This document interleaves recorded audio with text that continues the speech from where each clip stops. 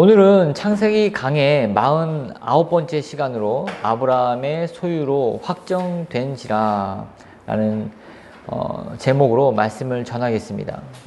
먼저 오늘 본문 1절 말씀을 보겠습니다.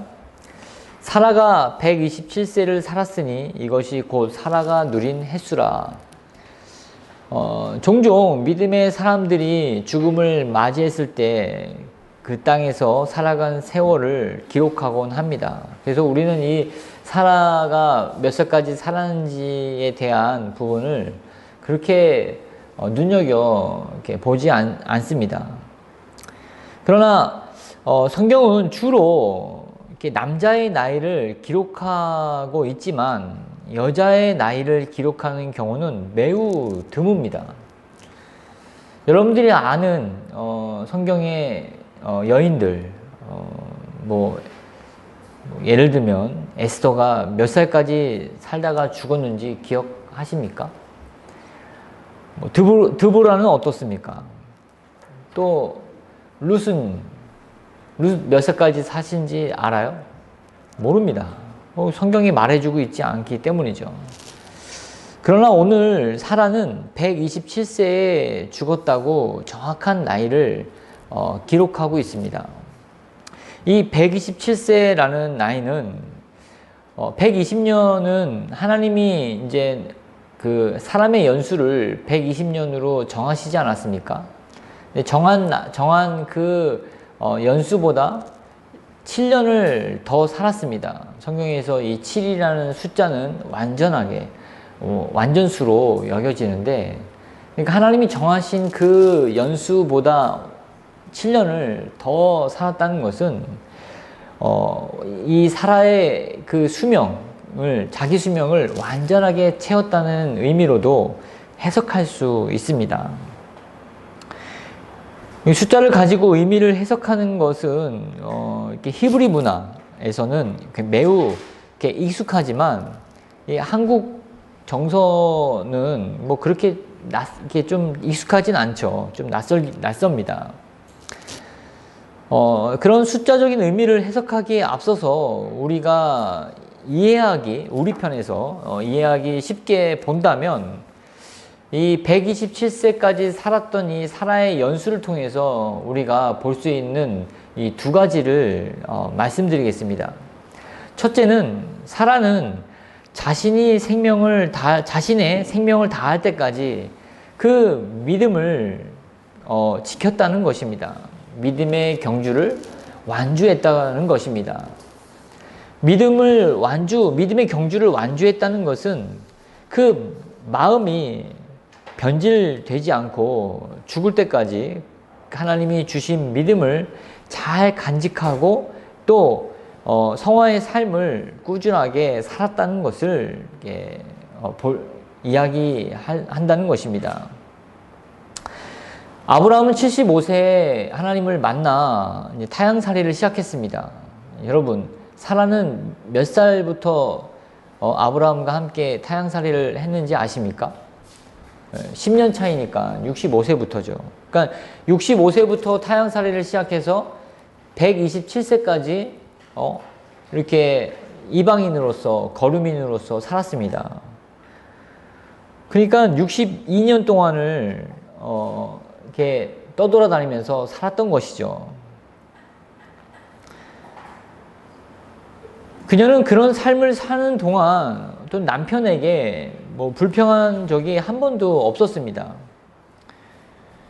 또 이삭을 낳고서 그는 자식에게 자신의 마음을 빼앗기지 않고 하나님을 믿는 신앙의 믿음을 잘 가꾸면서 살았습니다.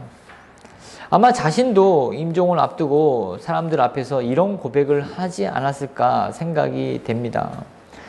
나는 선한 싸움을 싸우고 나의 달려갈 길을 마치고 믿음을 지켰으니 이제 후로는 나를 위하여 의의 면류관이 예비되었으므로 주 곧 의로우신 재판장이 그 날에 내게 주실 것이며. 누구의 고백입니까? 바로 바울의 고백이죠. 바울이 했던 고백, 빌립보서 4장 7절 8절 말씀에서처럼 나는 선한 싸움을 싸우고 나의 달려갈 길을 마치고 믿음을 지켰으니 이제 후로는 나를 위하여 의의 면류관이 예비되었으므로 주 곧 의로우신 재판장이 그날에 내게 주실 것이다 라는 확신과 또 담대함으로 자신의 임종을 지켜보는 사람들에게 또 이러한 덕담을 하지 않았겠습니까? 우리의 믿음은 우리가 죽을 때까지 지키며 살아가야 합니다. 그러니 중간에 힘들다고 포기해서는 안 되고 또 조금 좋아졌다고 우쭐대거나 금방 교만해져서도 안 될 것입니다. 흔히들 이 믿음의 경주를 마라톤에 비유합니다. 마라톤 주자가 레이스를 달립니다. 자신이 남들보다 뒤처졌다고 중간에 힘을 내서 달리다가는 끝까지 완주하지 못하고 탈진하고 맙니다. 또한 남들보다 조금 앞서 있다고 해서 페이스를 늦추며 여유를 부리다가는 마지막 스퍼트 구간에서 뒷힘을 쓰지 못하고 또 결승전까지 또 가게 될 것입니다. 하나님이 인도해 주신 환경을 따라 하나님이 주신 힘대로 살아가는 것이 믿음입니다. 내 힘이 들어가거나 내 생각이나 내 판단을 하나님이 정해주신 그 프로그램에 임의로 판단해서 가는 삶은 바로 믿음의 삶이 아니라고 성경은 말씀하고 계십니다. 보라, 사라를 봐라.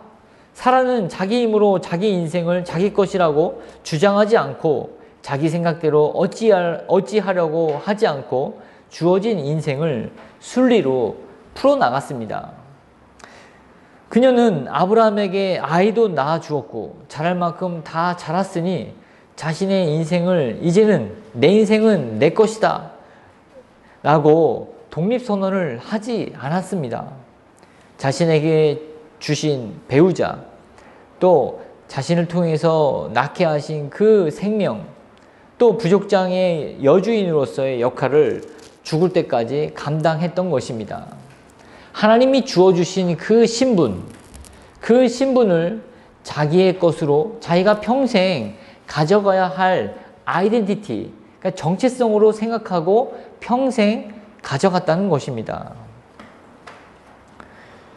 여러분, 이 믿는 신자들이 그 자기의 믿음을 어떻게 증명합니까?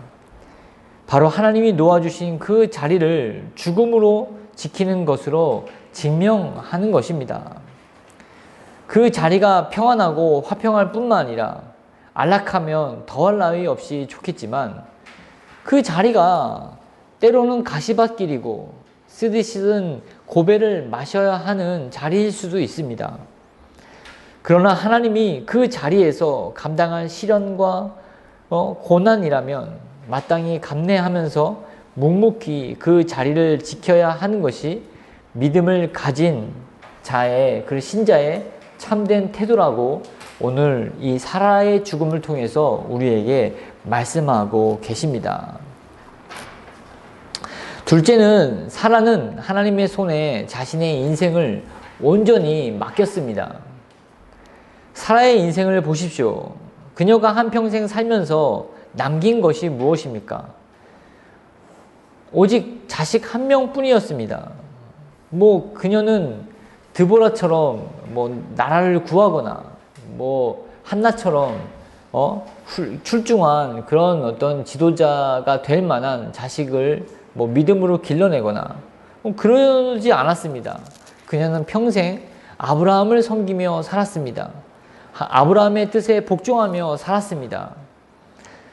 그러면서 그 와중에도 그녀는 2번이나 다른 왕에게 붙잡히기도 했고 또 전쟁을 경험한 바도 있었습니다.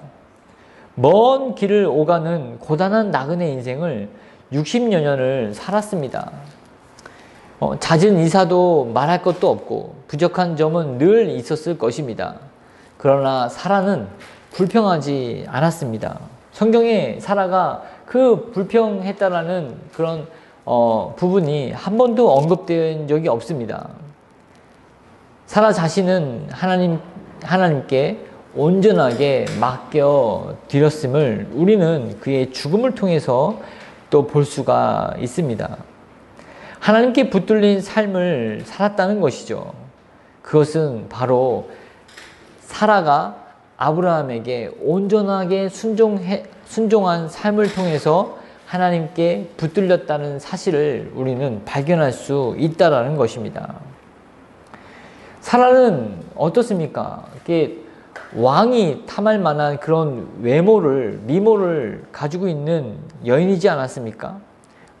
왕이 잡아갈 정도의 어떤 예쁜 얼굴을 가지고 있는 자인데, 모래바람과 땡볕에 피부가 망가지는 삶을 살고 있는 자신을 보자면 너무 자기 스스로도 아깝다는 생각을 하지 않겠습니까?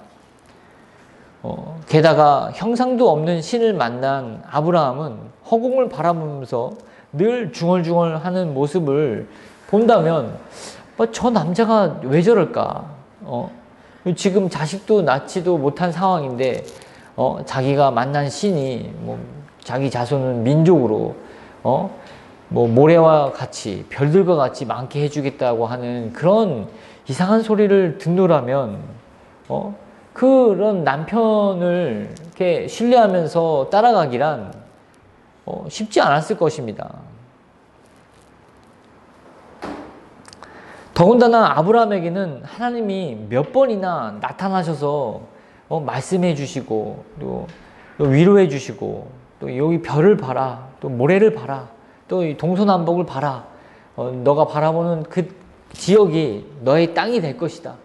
너가 바라보는 별들만큼 내 자손이 많아질 것이다. 그런 직접 어떤 만남, 또 그런 계시를 통해서 아브라함의 믿음을 복돋아 주셨다면 사라에게는 한 번도 나타난 적이 없습니다. 딱 한 번, 명년 이맘때에 아들을 낳을 것이다 라고 하는 말을 이렇게 듣고서 피식 웃지 않았습니까? 사라가 너 웃었지 하면서 핀잔을 주는 것 외에는 하나님은 어떠한 만남도 사라와 같지 않았습니다. 아브라함에 비하면, 아니 남편은 그렇게 자주 찾아오시면서 자기에게는 전혀 그렇게 한 번도 찾아오지 않는 야박할 그런 마음이 들 정도로 하나님은 사라를 만나 주셨지만, 사라는 오히려 그런 하나님을 신뢰하고 또 자신의 삶을 하나님께 온전히 맡겨 드림으로써 아브라함의 그 가는 발걸음마다 정말 잘 따라다니면서 순종하면서 갔습니다. 왜 그렇지 않습니까? 이렇게 남자가 앞장서서 막 가면은 그 여자가 뒤에서 그 앞장서서 가는 길에 어떤 그 여러 가지 일어나는 그런 문제들을 얼마나 많이 수습했겠습니까? 얼마나 많은 어떤 그 안에서, 부족 안에서, 가정 안에서 많은 일들이 일어났겠습니까? 사라는 그런 일들을 지혜롭게 잘 처리하면서 한평생 아브라함을 따랐다는 것입니다. 이것은 사라가 그의 자신의 삶을 하나님께 온전히 맡기지 않으면 일어날 수 없는, 끝까지 완주할 수 없는 그런 인생을 하나님은 사라는 살았다는 것입니다. 이사야 41장 10절 말씀에 두려워하지 말라 내가 너와 함께함이라 놀라지 말라 나는 내 하나님이 됨이라 내가 너를 굳세게 하리라 참으로 너를 도와주리라 참으로 나의 의로운 오른손으로 너를 붙들리라 참으로 나의 의로운 오른손으로 너를 붙들리라 라고 하신 그 하나님의 말씀, 내 너를 놓지 않고 너를 끝까지 붙들겠다 라고 하는 그 하나님을 사라도 놓지 않고 끝까지 하나님과 함께 자신의 인생을 주님께 의탁하며 맡겨드렸다는 것입니다. 나의 의로운 오른손으로 너를 붙들리라고 하신 약속의 성취를 하나님은 또 사라를 통해서 이 시간 나타내 보이고 계신 것입니다. 그러므로 여러분, 믿음의 경주를 끝까지 완주하시면서 하나님께 붙들린 삶을 살아가시기를 주의 이름으로 축원드립니다. 다음은 2절에서 4절 말씀입니다. 창세기 23장 2절, 3절, 4절. 사라가 가나안 땅 헤브론 곧 기럇 아르바에서 죽음에 아브라함이 들어가서 사라를 위하여 슬퍼하며 애통하다가 그 시신 앞에서 일어나 나가서 헷 족속에게 말하여 이르되 나는 당신들 중에 나그네요 거류하는 자이니 당신들 중에서 내게 매장할 소유지를 주어 내가 나의 죽은 자를 내 앞에서 내어다가 장사하게 하시오. 아브라함은 사라의 죽음을 슬픔으로 애도하다가 자리에서 일어나 헷 족속을 찾아가 매장할 소유지를 달라고 청합니다. 사람들에게 누구나 배우자는 각별할 것입니다. 아브라함에게 사라는 더욱 각별한 대상이었습니다. 둘은 많은 세월을 보내기도 했지만 수많은 어려움을 겪었기 때문에 사라의 죽음을 아브라함에게는 더 큰 슬픔으로 찾아왔습니다. 아브라함은 타향살이를 하면서 많은 죽음을 목격했지만 사라의 죽음은 다른 이의 죽음과 그 슬픔 정도는 이루 말할 수 없이 컸습니다. 그래서 다른 종들이나 하인이 죽었을 때는 적당한 매장지에 또 장례를 치루었지만 사라는 그럴 수 없었습니다. 족장의 부인이었고 또 최고의 예우를 다해서 장례를 치르고 싶은 마음이 얼마나 컸겠습니까? 그러나 지금 자기의 부인이 죽었음에도 불구하고 그 죽은 부인을 묻을 그런 땅, 자기 땅 한 평, 그 매장지가 없다는 것에 더 큰 슬픔이 밀려왔을 것입니다. 그래서 아브라함은 애도를 멈추고 아브라함은 헷 족속을 찾아갔습니다. 아마도 세월이 지나서 아브라함은 그 블레셋 사람들의 땅에서 헷 족속 땅으로 이주한 상태였던 것 같습니다. 그래서 자신의 부인이 죽었는데 매장할 매장지가 없으니 매장할 그런 소유지를 달라고 청합니다. 여기서 아브라함은 자신을 소개하기를 나는 당신들 중에 나그네요 거류하는 자라고 소개합니다. 이제 아브라함은 하나님과 동행한 지도 60년이 지났지만 여전히 나그네 신세였습니다. 동서남북 눈으로 보는 땅을 다 차지하게 될 것이라는 약속은 받았지만 아직도 자기 부인을 매장할 매장지조차도 없는 그러한 신세였다는 것입니다. 그러나 아브라함은 사람들 앞에서 자신의 이 떠돌이 신세, 자신의 부인을 묻힐 그런 조그마한 땅조차도 마련하지 못한 그런 무능력한 그런 어떤 모습을 조금도 부끄럽지 않게 당당하게 자신은 나그네요 거류하는 자, 즉 떠돌이라고 당당하게 말하고 있습니다. 아브라함이 왜 이렇게 자신을 소개할 수 있었을까요? 그것은 자신이 정한 처지가 아니라 하나님이 정해주신 처지였기 때문입니다. 바울은 로마서 1장 16절에 내가 복음을 부끄러워하지 아니한다고 말하고 있습니다. 그런 고백을 합니다. 이 말은 무슨 말입니까?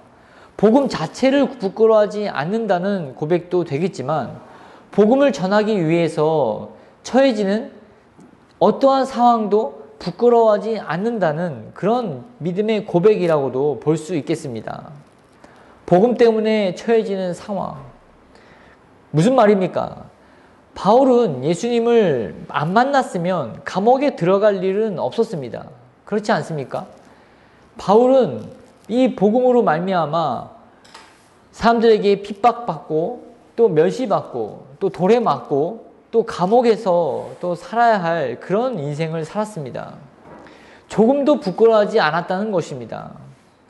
아브라함도 하나님의 부르심에 못 들은 척 했더라면 넓은 자기 땅을 소유하면서 자기 부인의 매장지 때문에 고민할 그런 일은 없었을 것입니다. 복음을 믿으며 살아간다는 것은 좁은 문을 향해서 좁은 길을 걸어간다는 의미를 내포하고 있습니다. 안정되고 평안을 보장받는 삶이 아니라 위험할 뿐만 아니라 다른 이들에게 아쉬운 소리를 해야 하고 또 고개를 숙여야 하고 또 남들에게 빚진 일도 없는데 마치 빚을 제때 갚지 못한 채무자처럼 그렇게 아쉬운 소리를 하면서 행동해야 할 그런 때가 있다는 것입니다. 이런 처지에 있는 어떤 자신의 모습을 보면서 내가 왜 이렇게까지 살아야 하나 할 정도로 고개를 갸웃거리며 자기 삶에 이상한 점을 발견하면서 납득하지 못할 그런 경험을 하곤 합니다. 아브라함은 자신의 처지에 대해서 전혀 부끄러워하지 않았습니다. 그리고 내 형편이 이런 처지이니 당신들이 들은 대로 내놓으셔야 한다는 그런 어떤 이렇게 똥배짱을 내미는 그런 식의 태도도 보이지 않았습니다. 당신들 중에서 내게 매장할 소유지를 주어 내가 나의 죽은 자를 내 앞에서 내어다가 장사하게 하시오. 정중하면서도 간절하면서 그리고 절박한 심정으로 헷 족속의 사람들에게 부탁하였습니다. 이런 아브라함의 청을 들은 헷 족속의 대답을 들어보겠습니다. 5절과 6절 말씀입니다. 자, 창세기 23장 5절 6절 말씀입니다. 같이 읽겠습니다. 시작. 헷 족속이 아브라함에게 대답하여 이르되 내 주여 들으소서. 당신은 우리 가운데 있는 하나님이 세우신 지도자이시니 우리 묘실 중에서 좋은 것을 택하여 당신의 죽은 자를 장사하소서. 우리 중에서 자기 묘실에 당신의 죽은 자 장사함을 금할 자 없으리이다. 헷 족속이 아브라함의 요청에 대해서 하는 말을 들어보십시오. 당신은 우리 가운데 있는 당신은 우리 가운데 있는 하나님이 세우신 지도자이십니다. 창세기 21장에서 아브라함은 아비멜렉에게 이런 말을 듣죠. 하나님이 너와 함께 하시도다. 그러나 이번에 아브라함은 헷 족속 사람들로부터 당신은 우리 가운데 세우신 지도자입니다 라는 칭호를 듣습니다. 아브라함이 살아가는 방식이 헷 족속이 보기에 본받을 만했으며 아브라함의 지혜로 말미암아 헷 족속이 겪는 여러 가지 문제들을 해결할 수가 있었을 것이라고 짐작해 볼 수가 있습니다. 그렇지 않겠습니까? 어떻게 문화는 아래서 위로 올라가는 경우가 없습니다. 우리도 이렇게 아시아에 있는 그런 이렇게 선진국이 아닌 그런 나라의 문화들을 이렇게 수용하는 경우는 거의 드물지 않습니까? 그래서 우리보다 더 잘 살고 더 나은 문화의 사람들의 그 생활 양식을 본받으려고 하죠. 아브라함은 아마도 하나님 앞에 살면서 매우 지혜로웠고 또 여러 가지 삶의 어떤 문제들을 해결해 나아가면서 영향력을 키웠을 것입니다. 그래서 어느 곳으로 가든지 그의 어떤 쌓여있는 연륜, 그리고 자란 지혜, 그리고 그 인품의 어떤 포용력 때문에 어딜 가나 환영받고 아브라함을 섬기고 또 아브라함을 따르게 만들었을 것입니다. 하나님은 아브라함을 낯선 땅에 살게 하셨지만 그냥 평범한 유목민의 한 가족으로 살게 하지 않으셨습니다. 그를 비범하게 만드셨고 또 하나님은 그와 함께 하셨고 삶의 모든 양식을 통해서 선교사적인 사명을 가지고 살게 하신 것입니다. 이런 영향력, 여러분 한번 생각해 보십시오. 정말 어떻게 이런 영향력을 가지고 그 이방 땅에서 이방 민족이 당신은 우리의 지도자라고 그렇게 입술의 고백을 들을 수 있었겠습니까? 예수님은 믿는 자들을 향해서 너희는 세상의 소금이다. 너희는 세상의 빛이다 라고 하면서 이 세상에서 빛의 노릇, 소금의 역할을 감당하면서 살아가야 한다고 명령하셨습니다. 아브라함도 이러한 역할을 감당하지 않았을까라고 하는 생각이 듭니다.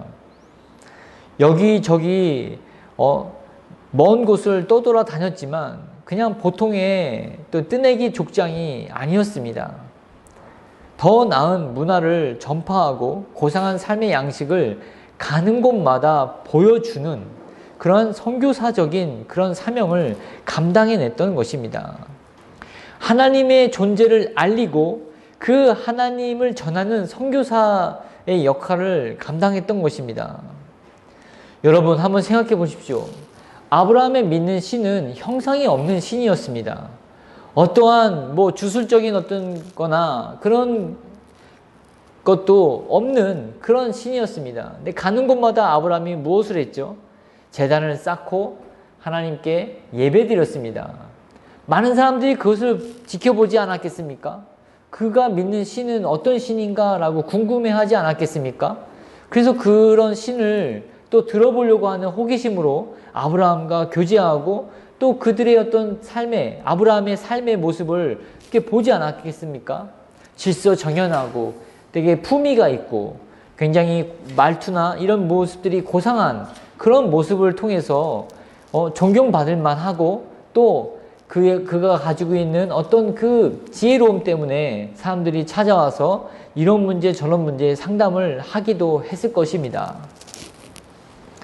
그래서 해족속에게 많은 덕을 얻었고 또 인정을 받았고 또 지도자라는 그런 칭호까지 불림을 받게 되었던 것입니다. 우리는 여기서 우리도 이 세상을 살면서 떠돌이와 같이 또 우리가 지나가면서 사람들도 해쪽 속에 아브라함을 바라보듯이 많은 사람들이 우리의 어떤 신앙 고백, 나는 예수님을 믿습니다. 나는 교회를 다닙니다. 나는 복음을 듣고 예수님을 또 따르는 그런 제자입니다.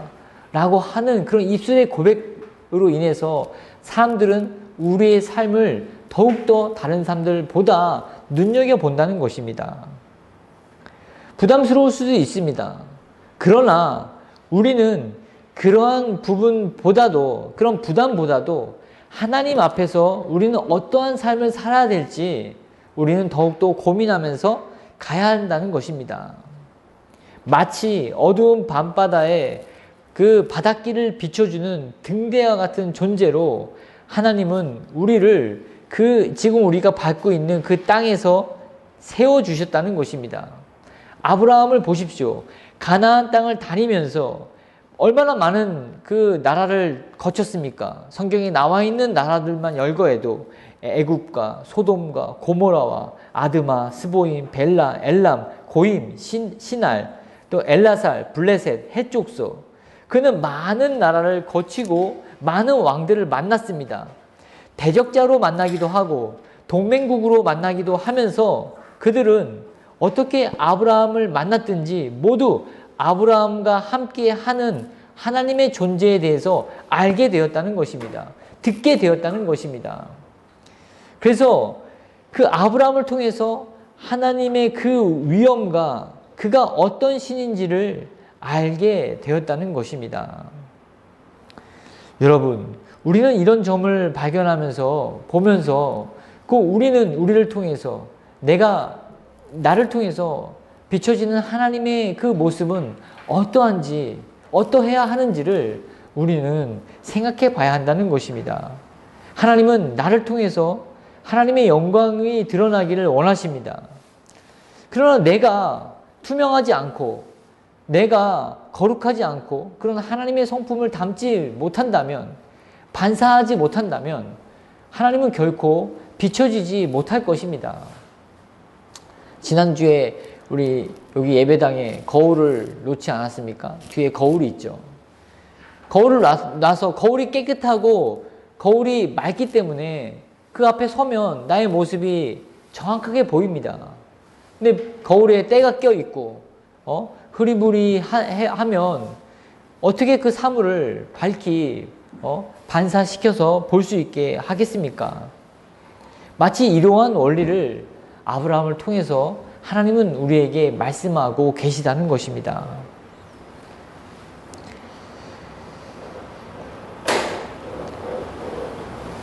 해쪽 속은 매장지가 많으니 당신의 죽은 자를 아무 매장지에 매장을 하더라도 금지할 사람이 없으므로 아브라함 당신이 마음에 드는 매장지를 골라서 장사를 지내라고 합니다.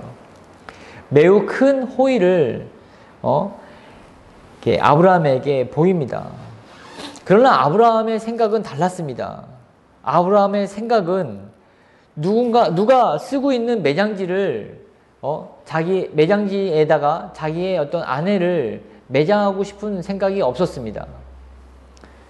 그래서 미리 염두에 두었던 그 에브라임에 속한 막벨라 굴을 내주도록 요청합니다. 9절 말씀이죠. 그가 그의 밭머리에 있는 그의 막벨라 굴을 내게 주도록 하되 충분한 대가를 받고 그 굴을 내게 주어 당신들 중에 매장할 소유지가 되게 하기를 원하노라. 이 말을 들은 에브론은 다음과 같이 이야기를 합니다. 내 주여 그리 마시고 내 말을 들으소서. 내가 그 밭을 당신에게 드리고 그 속의 굴도 내가 당신에게 드리되 내가 내 동족 앞에서 당신에게 드리오니 당신의 죽은 자를 장사하소서. 아브라함은 합당한 값을 지불하겠다고 했지만 에브론은 그렇게 하지 말고 내가 그 밭을 당신에게 드리고 그 속의 굴도 함께 드리겠다고 얘기합니다. 에브론의 제안에 대한 아브라함의 말을 들어보겠습니다. 12절과 13절입니다.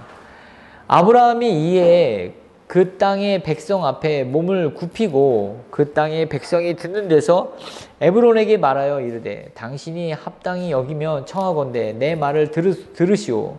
내가 그 밭 값을 당신에게 주리니 당신은 내게서 받으시오. 내가 나의 죽은 자를 거기 장사하겠노라. 그 밭 값을 당신에게 주리니 당신은 내게서 받으시오. 아브라함의 태도는 매우 단호했습니다.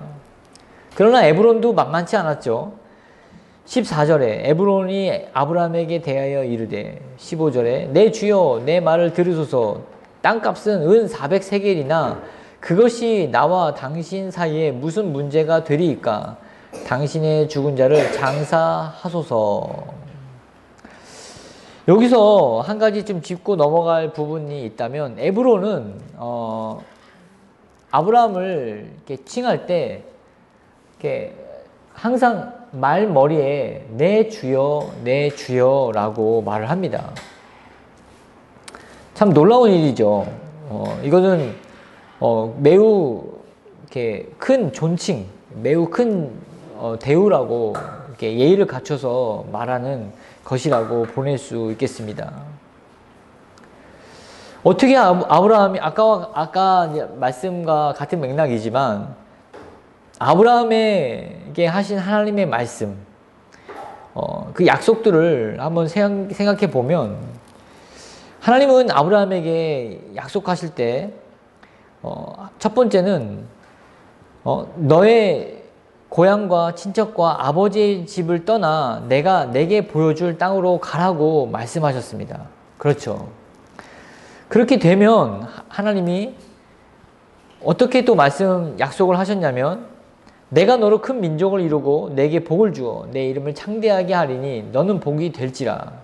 너를 축복하는 자에게는 내가 복을 내리고 너를 저주하는 자에게는 내가 저주하리니 땅의 모든 족속이 너로 말미암아 복을 얻을 것이라. 아브라함은 지금 60년 이상 하나님과 동행하면서 말씀 안에 있었습니다. 그렇죠. 너의 고향, 친척, 아비 집을 떠나라 하는 말씀을 듣고서 한 번 떠난 고향을 다시 방문한 적이 없이 계속 타향살이를 했습니다. 말씀 안에 있었기 때문에 그는 이 3절의 말씀 약속하신 창세기 12장 3절에서 너를 축복하는 자에게는 내가 복을 내리고 너를 저주하는 자에게는 내가 저주하리니 라고 하는 이 약속이 아브라함을 통해서 충분히 열매로서 드러난 장면이 바로 오늘 본문 에브론이 내 주여 내 주여 라고 거듭거듭 아브라함에게 말을 할 때마다 칭했던 그런 호칭으로 알 수 있다라는 것입니다. 아브라함은 한 족장으로서 매우 약한 그런 위치에 있었습니다. 그러나 하나님과 함께 하셨기 때문에 모든 사람이 하나님이 함께 하신다는 것을 아브라함의 모습을 통해서 알았을 뿐만 아니라 또 그와 대적하게 되면 어떤 민족이든지 나라든지 하나님이 대적하신다는 것을 모두가 다 알고 있었다는 것입니다. 그렇기 때문에 이 해쪽 속의 에브론은 아브라함을 대해서 또 축복을 하고 또 좋게 선의를 베풀려고 했던 것입니다. 그런 약속 안에 있었기 때문에 이러한 열매들을 거둘 수 있었다라는 것입니다. 여러분, 항상 기억하십시오. 내 신앙, 내 믿음이 지금 어디에 있는지, 내가 옳게 가고 있는지, 또 그런지, 그러한 모습을 볼 때 먼저 점검해야 될 것은 바로 내가 하나님의 약속 아래 있는지, 언약 아래 있는지를 보는 것입니다. 주님은 이렇게 말씀하십니다. 주의 말씀은 내 발의 등이요 내 길의 빛이니이다. 말씀은 길의 빛으로 원거리를 비춰주는 역할도 합니다. 그러나 한 발 한 발 내딛도록 무사히 내딛도록 이 등과 같은 역할도 한다는 것입니다. 그래서 내가 오늘 어떻게 살아가야 할 것인가, 이번 한 주를 어떻게 살아가야 할 것인가, 또 돌아오는 한 달을, 또 1년을 모든 면에 있어서 말씀의 조명으로 비춰봐야 한다는 것입니다. 그러므로 우리는 어떻게 살아야 합니까? 매일 성경 말씀을 섭취해야 됩니다. 하나님께서 여러분에게 하루를 허락하신 이유는 하나님이 여러분과 그 허락하신 하루 동안에 동행하시고자 여러분들에게 하루를 허락하신 것입니다. 그러므로 하나님을 먼저 만나시기를 주의 이름으로 축원드립니다. 하나님이 허락하신 그 하루가 하나님과 동행하도록 하신 그 이유를 어디서 발견할 수 있겠습니까? 바로 말씀입니다. 그렇기 때문에 우리가 말씀 안에 있다는 것은 하나님의 그 축복 아래, 은혜 아래 있다는 것입니다. 그래서 내 믿음이 올바로 가고 있는지, 그 한순간일지라도 그 말씀 안에 내 자신이 항상 놓여 있기를 바란다는 것입니다. 우리가 매주 십계명을 이렇게 낭독하지 않습니까? 왜 십계명을 지금까지 계속 낭독해 왔습니다. 십계명을 모를 리가 없습니다. 십계명을 다 알죠. 근데 왜 매주 그렇게 십계명을 낭독하고 또 이 낭독한 십계명을 통해서 우리는 왜 사제의 기도를 드립니까? 기준이 되기 때문입니다. 말씀이 기준이 돼서 그 기준에 맞춰서 살아가는 것이 하나님의 뜻이기 때문에 우리는 이 십계명의 말씀을 매주 봉독하고 이 기준에 맞춰서 우리는 또 하나님께 기도하고 또 사제의 기도를 드린다는 것입니다. 이러한 어떤 원리들을 여러분들이 잘 생각하시면서 또 신앙생활을 또 잘 이끌어 가시기를 주의 이름으로 축원드립니다. 에브론의 이 제안에 아브라함은 400세겔을 냅니다. 400세겔은 그게 적은 그런 돈이 아닙니다. 은 45kg 이상에 되는 그러한 값이죠. 그래서 아브라함은 이런 합당한 값을 지불하겠다고 하고 그 값을 또 마땅히 지불을 합니다.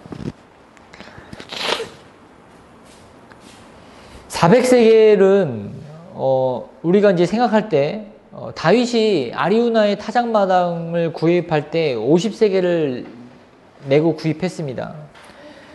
그리고 예레미야는 사촌 밭을 사기 위해서 17세겔의 은을 지불했죠.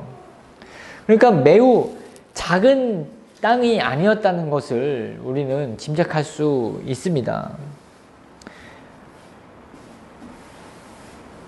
또 이렇듯이 에브론은 그 작은 땅이 아니었음에도 불구하고 아브라함에게 그냥 주려고 하지 않습니까? 그럼 그보다 더 많은 땅, 그 넓은 땅을 차지하고 있는 그 힘과 권력과 또 부와 재산이 있었던 자였음을 우리는 알 수 있다라는 것입니다. 그렇기 때문에 그럼에도 불구하고 아브라함은 마땅히 그 밭값을 지불합니다.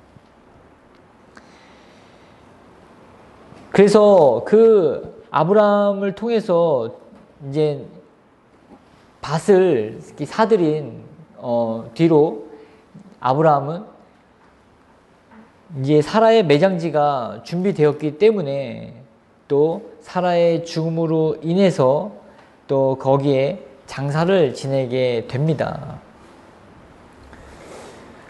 그리하여서 아브라함의 첫 소유지는 개인의 소유지로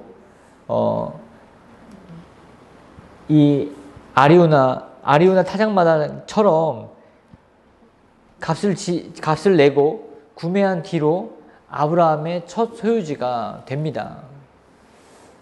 막벨라 굴이 있는 땅은 헤브론이었습니다. 헤브론은 여러분들이 잘 아시다시피 다윗이 이곳에서 2번 기름을 부음을 받았습니다. 통일 왕국의 기초를 이루는 중심지 역할을 하는 곳으로서 역사적으로 매우 중요한 위치를 차지하는 땅이었죠. 그런 어떤 역사적인 그런 위치보다도 오늘 본문을 통해서 우리에게 이 아브라함이 얻은 매장지가 우리에게 주는 교훈은 무엇이겠습니까? 아브라함은 지불하지 않아도 되는 그런 땅을 마땅히 그 돈을 지불하면서 자기 땅을 얻었습니다. 그 땅이 뭐 얼마나 큰지 아니면 작은지 그런 게 중요한 게 아니라 아브라함이 이 값을 지불하는 것을 통해서 매우 작은 땅일지라도 우리는 그 값을 마땅히 치러야 한다는 사실을 우리에게 말씀하고 계십니다. 저도 가정에서 아이들에게 세상에는 공짜가 없다는 말을 종종 합니다.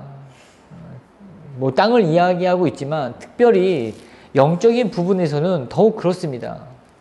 내가 내 영혼에 하나님의 어떤 통치, 하나님의 그 은혜를 얻기 위해서는 힘쓰고 또 애써야 하는 값이 치러야지만 성취되어지고 바로 거룩함을 향해서 나아갈 수 있다는 것입니다. 죄의 지배를 받았던 우리의 영혼은 믿음으로 말미암아 그리스도로 인해서 칭의를 받았지만 아직 기경되지 않은 땅이라는 사실을 여러분들은 명심해야 됩니다. 내 영혼의 땅, 그 기경해야 할 몫은 하나님이 우리에게 남겨주셨다는 것입니다. 그렇기 때문에 마땅히 값을 드려야 한다는 것입니다. 여호수아서를 보십시오. 여호수아는 많은 전투를 치릅니다.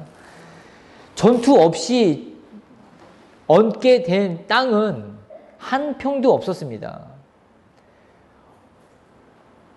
그들이 가나안 민족의 피를 보면 볼수록 이스라엘 백성들은 살아갈 영토는 늘어갔습니다. 반면 피를 보지 않고 전쟁을 치르지 않는다면 이스라엘이 차지할 영토는 늘지 않았을 뿐만 아니라 오히려 가나안인의 침입으로 말미암아 좁아졌습니다. 이것이 영적 원리라는 것입니다. 여호수아 18장 2절 3절에 그러나 이스라엘 자손 중에 그 기업의 분배를 받지 못한 자가 아직도 7지파라.